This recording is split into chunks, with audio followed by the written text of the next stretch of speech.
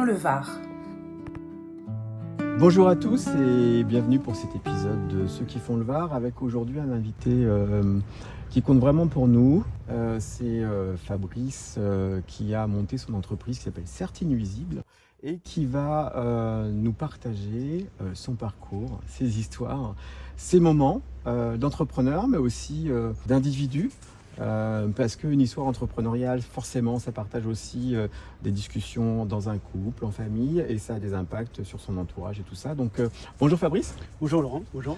Je suis vraiment ravi de t'avoir avec moi et la première question que j'ai envie de te poser, c'est est-ce que tu peux me dire qui tu es ? Je m'appelle Fabrice Valmont, j'ai 58 ans et je suis de Saint-Raphaël et je suis aussi technicien donc, de tout ce qui est dans la dératisation nuisible et la protection de l'être humain. D'accord. Ça fait combien de temps que tu fais ce métier ? Ça fait plus de 6 ans, donc je fais ce métier-là et auparavant donc, je travaillais donc, pour la commune de Saint-Raphaël dans les jardins partagés et potagers. Je faisais des ateliers avec les enfants, des ateliers avec les EME, des ateliers avec les personnes, justement autour du potager et justement comment entre les nuisibles, les insectes et avec les fleurs et les potagers, comment arriver à avoir un super potager pour la ville de Saint-Raphaël. Et avant ça, est-ce que tu étais déjà dans le Var ou tu es venu... comment tu es arrivé dans le Var ? Alors je suis venu dans le Var en 1970, mes parents, on était à Paris, donc mes parents, il y avait mon grand-père et ma grand-mère qui habitaient ici à Saint-Raphaël. Moi j'avais que 3-4 ans quand je suis venu dans le Var et je suis tombé amoureux donc, du Var et plus jamais je suis parti. Voilà. Pour moi c'est toujours une découverte, chaque jour, aujourd'hui encore, chaque jour c'est une découverte de faire tout le littoral donc, de ma commune et je suis vraiment fier. Comment on tombe dans la partie du traitement des nuisibles ? Est-ce que c'est quelque chose qui était déjà là quand tu étais petit, dans cette notion de j'ai envie de protéger le cadre dans lequel je vis ? C'est par des constats, des moments de vie. Exemple, pendant la pandémie, on s'est rendu compte que quand les gens sortaient plus, d'un seul coup, la vie animale, insectes, etc. s'est redéveloppée. Enfin, qu'est-ce qui a fait que du coup, tu as eu envie d'aller là-dedans ? On a affaire de plus en plus à ces nuisibles. On dit nuisibles parce que ce sont des insectes qui envahissent un écosystème qui ne doit pas être aujourd'hui, actuellement, dans notre région. On entend souvent, parce que les médias en parlent, et c'est souvent ça qui fait la caisse de résonance, les punaises de lit. Je pense qu'elles existaient avant que les médias commencent à en parler. On a les frelons asiatiques, on a sans doute d'autres espèces nuisibles telles que tout ce qui peut attaquer les palmiers, etc. Toi aujourd'hui, comment tu arrives à trouver des solutions ? Comment on trouve des solutions pour des traitements ? Est-ce que c'est des choses qui sont testées et validées sur le terrain pour pouvoir ensuite être diffusées de manière plus large et conséquente ? Ou est-ce qu'il y a des solutions qui existaient bien avant mais qui n'étaient pas valorisées dans un discours spécifique ? Je prends l'exemple de la punaise de lit. Aujourd'hui, comment tu gères la punaise de lit ? Avant que l'être humain soit là, on avait cet écosystème qui se faisait naturellement. Donc il y avait des prédateurs naturels qui se nourrissaient entre eux. Donc la punaise de lit faisait partie donc, d'un écosystème que d'autres insectes venaient manger. Pendant plus de 70 ans, nous avons utilisé des pesticides qui ont tué ces prédateurs naturels. Le fait qu'on a tué ces prédateurs naturels, il fallait qu'aujourd'hui on compense cette nature qui nous faisait ça gratuitement par nous, comment on faisait, donc en tant qu'être humain, comment on faisait pour justement de tuer maintenant ces punaises de lit. Et aujourd'hui, ça devient très compliqué pour justement éradiquer la punaise de lit, réguler la punaise de lit parce qu'on en a besoin. Et aujourd'hui, si tu veux, il faut avoir justement cette mallette, une sorte d'une casse à outils, comment on peut, si tu veux, arriver à réguler cette punaise de lit. Avec un seul produit, je ne peux pas me permettre, moi, de te dire que, admettons, le traitement à la vapeur va tuer la punaise de lit. Parce que les œufs, ils se cachent dans des fissures. Il faut vraiment toute une casse à outils, à faire des composants, arriver justement de tuer, que ce soit de l'œuf à la punaise de lit, pour arriver à éradiquer ce type de phénomène-là, ce qui se passe avec tous les insectes. On ne peut pas, avec un seul produit, tuer un insecte, enfin, réguler l'insecte d'aujourd'hui. Alors si je dois traduire ça différemment, ça veut dire qu'aujourd'hui des gens qui viendraient frapper à ma porte en me disant moi j'ai la solution, elle est très efficace, je mets un produit, c'est fini, c'est pas vrai ? C'est pas vrai du tout, exactement. C'est pas vrai parce que justement nous sommes dans un facteur, il y a un facteur en ligne de compte, ce qu'il faut prendre en ligne de compte, c'est que le produit aujourd'hui qu'on a sur les marchés, bien sûr sur les marchés publics, la molécule qui est à l'intérieur donc qu'on vend qu'on vend dans les grandes surfaces, ils sont dans l'obligation d'avoir un moyen de temps Si je venais voir un problème allergique, un œdème de couille, peu importe, à la santé, de réaction pour que les hôpitaux puissent agir à ce niveau de temps. Moi, mes produits à moi sont tellement professionnels que moi j'ai des responsabilités parce que justement ma molécule à moi elle est 100% puissante. Et justement, ça ne peut pas être donné à tout le monde parce qu'on a des produits puissants qui sont nocifs autant pour l'être humain que pour l'écosystème. D'où donc il faut faire très attention à ce problème-là aussi. Avant de faire cette interview, tu me disais que tu avais été pendant très longtemps dans des grands groupes. Oui, tout à fait. Est-ce que tu peux nous expliquer quel était le déclic d'avoir envie de quitter les grands groupes? Alors, quand on travaille dans un grand groupe, on est là pour justement pour faire du chiffre, des prestations, se faire vous connaître mondialement, nationalement. Mais malheureusement, ce qu'il y a, c'est que pour se faire connaître et pour être desservir dans tous les pays ou dans toutes les villes de France, il faut utiliser beaucoup de personnes. Et malheureusement, ils n'ont pas cette passion, cette connaissance. Et donc aujourd'hui, moi, je suis tombé là-dedans et je suis une personne qui aime la vie, qui aime les gens. Et je me suis arrivé à un moment à poser une question, à partir du moment que je suis là pour pour rendre une solution à un problème à des personnes qui sont en détresse, je me suis posé la question en disant je ne peux pas être dans un parcours où je dois faire du chiffre, courir tous les jours, à courir derrière l'argent, et m'arrêter à un moment, arrêter devant un être humain et dire écoutez monsieur, attendez, je m'arrête 30 secondes et je vais vous dire exactement quel est le problème. Aujourd'hui, donc, j'arrêtais justement dans ces grands groupes pour justement m'arrêter à l'être humain. Qu'est-ce que je peux vous apporter, monsieur? Comment je peux répondre à votre solution? Votre vie, c'est mon gage à moi, c'est de me mettre à votre place, préserver vos enfants, préserver vos grands-parents, préserver tout ce qui vous entoure, préserver votre jardin, votre chien, vos animaux. C'est ce qui m'intéresse le plus chez l'être humain, chez les personnes. Mais du coup, ça veut dire que tu as pris le risque à un moment donné, parce que tu as des valeurs, de quitter tout ça et d'aller du coup créer ta société. Comment ça se vit à titre personnel au sein de sa famille? Alors c'est vrai que c'est un challenge. J'ai 58 ans et pour moi c'était un grand challenge exactement. J'avais un confort de vie, j'avais un train de vie où je ne pouvais pas me plaindre, hein, bien sûr. J'avais ma voiture, j'avais mon argent qui tombait tous les mois. Mais arrivé un moment, j'étais plus en phase avec ma conscience. Je ne pouvais plus aller devant les gens, mentir, trahir, c'était mon ressentiment. Et j'arrivais plus à battre du travail.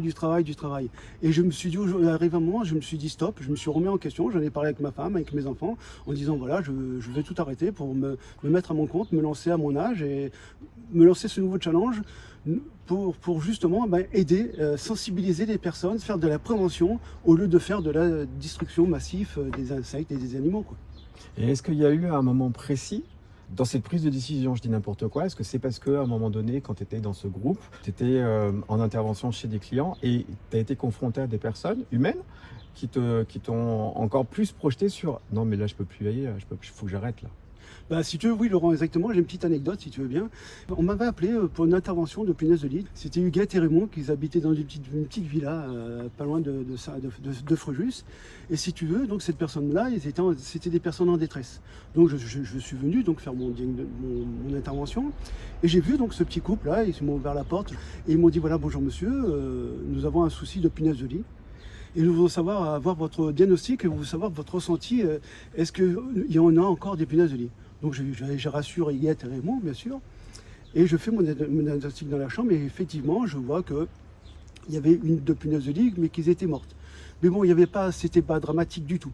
Donc je me retourne, donc je suis dans la chambre et je me retourne pour aller dans la salle à manger. Et je vois Huguette et Raymond, 86 ans et 87 ans pour monsieur. Et je vois que madame, elle est là et elle commence à pleurer. Je lui dis, Huguette, qu'est-ce qui vous arrive? Qu'est-ce qui se passe? Elle me dit, écoutez monsieur, voilà, nous sommes dans le désarroi parce que nous ne savons pas quoi faire et nous n'avons plus les moyens pour justement, vous nous dites qu'il y a encore des punaises de lit et que nous n'avons plus les moyens pour faire encore un traitement, quoi. J'ai dit, comment ça pour faire encore un traitement? Oui, parce que écoutez, il y a une entreprise de dératisation qui sont venus bien avant vous et qui nous ont pris 8 000 € sur notre livret A.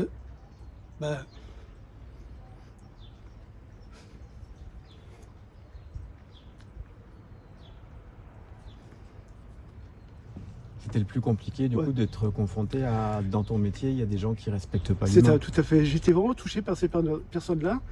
Et si tu veux, ça m'a beaucoup aidé. Aidé dans le sens où dire qu'il faut justement.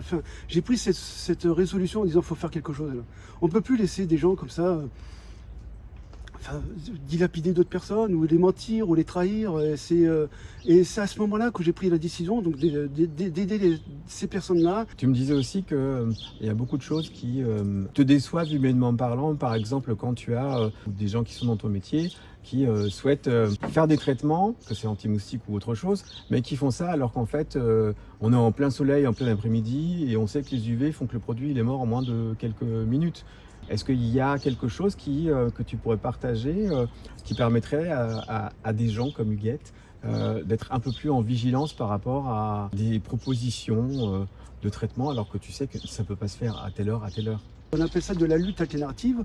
Donc quand on fait justement, donc avant de faire un traitement, on fait déjà un diagnostic, que ce soit donc des facteurs qu'on est dans un milieu naturel comme le moustique à l'extérieur. Donc c'est vrai qu'avec les rayons ultraviolets du soleil, elle n'est plus efficace. Elle n'est plus efficace parce que justement les ultraviolets brûlent cette molécule-là. Donc il y a des heures bien spécifiques à faire notre pulvérisation. Et encore faut-il savoir que les pulvérisations donc, détruisent un écosystème, donc des insectes, que ce soit les coccinelles, les papillons, les libellules, peu importe. Et là encore aujourd'hui, donc il y a d'autres molécules qui permettent donc de faire un traitement plus naturel.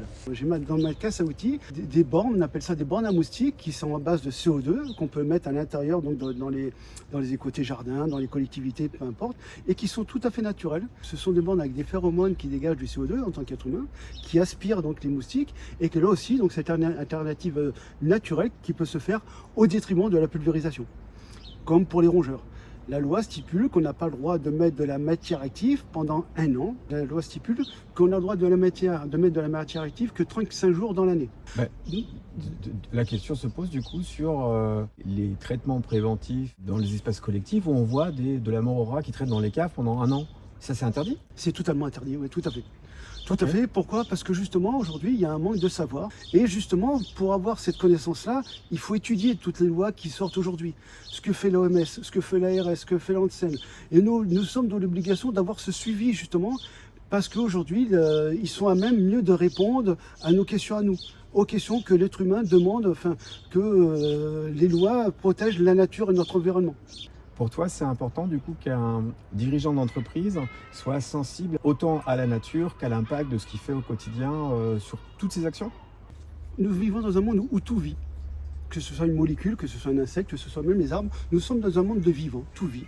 Et aujourd'hui, on apprend comment tout vit. Tout l'écosystème vit ensemble. Nous avons des cycles, ça vit, chaque cycle a une vie, chaque endroit a une vie, donc voilà. Et c'est vrai, c'est ce que tu disais, ce côté vie, la vie qui est pour moi vraiment le mot qui est le plus primordial dans mon esprit, fait en sorte que justement, je mets ça un point d'honneur justement à ce côté humanisme, à ce côté de la vie que nous vivons aujourd'hui. On a des réponses à chaque problème dans notre monde, d'accord? Chaque problème, on a une réponse. Ce qui est malheureux, je trouve aujourd'hui, c'est qu'on n'a pas de réponse à la souffrance et à la mort. Et malheureusement, nous vivons sur notre planète. C'est ça qui est paradoxal chez moi. Et c'est vrai que je cours après la vie. J'ai pas assez de yeux ou d'oreilles pour voir, d'entendre, pour courir après cette vie-là. Et mon but du jeu, c'est d'aider, de voir ce sourire sur chaque personne, chaque visage, chaque regard, chaque instant. Que ce soit un animal, un chien, un enfant, peu importe, le grand-mère, la grand-père. C'est ce que je cours après ça, voilà, après la vie. Si aujourd'hui quelqu'un te contactait pour racheter ton entreprise, qu'est-ce que est-ce que tu aurais envie de le faire? Et deux, quels seraient les éléments que tu regarderais dans la personne pour te dire oui, c'est le bon? Alors je regarderais les éléments, les valeurs qu'il a. Tout ce qu'il peut mettre en place pour justement rassurer les personnes à qui il est en face de lui, d'accord? Cette honnêteté, cette sincérité, cette loyauté, cette bienveillance, être compatissant aussi, avoir de l'altruisme envers l'autre, justement ce côté humain qu'on n'a plus aujourd'hui. Nous vivons dans un monde où là, il y a de la désinformation. Nous vivons dans un monde où nous sommes dans les fake news, comme ils disent, dans ce monde où il y a de la colère, de la haine, au lieu de se dire bonjour, vous allez bien, un petit sourire, un moment, voilà. Si jamais tu t'étais rencontré il y a 10 ans, 10 ans en arrière, toi avec toi-même, quel conseil aurais-tu donné à ton toi d'il y a 10 ans par rapport à ton parcours de vie? Je me dirais, il y a 10 ans en arrière, Fabrice, arrête tout. Enfin, arrête de te regarder, ton toi-même, ton propre égoïsme, ton arrogance. Arrête de regarder toi, ce que tu veux faire ou montrer ou briller devant d'autres êtres humains. Alors qu'aujourd'hui, c'est ce que je disais, je m'arrête sur la vie, quoi. Aujourd'hui, oui, je dirais à Fabrice, arrête, stop, t'es sur le mauvais chemin là. Qu'est-ce qui te rend le plus fier avec ce recul d'aujourd'hui? D'être moi-même déjà, de porter dans mon cœur cette sincérité, cette loyauté déjà d'une, et j'essaie par tous les moyens de cultiver cette humilité, cette sagesse, pour justement le transmettre autour de moi. Je veux pas changer mon être humain, je veux pas changer, j'ai pas envie de changer, je veux plus changer, parce que justement je sais que je suis sur la bonne voie. Cultiver cette humilité qu'aujourd'hui on n'a plus. Un grand merci Fabrice pour avoir participé à ce podcast sur ceux qui font le Var. Et on va mettre toutes les informations te concernant, y compris ton entreprise, ton téléphone et ton email, sur la page du podcast pour que les gens puissent te retrouver assez facilement. Merci à toi Laurent, merci à tout le monde, merci à toute l'équipe et à très bientôt.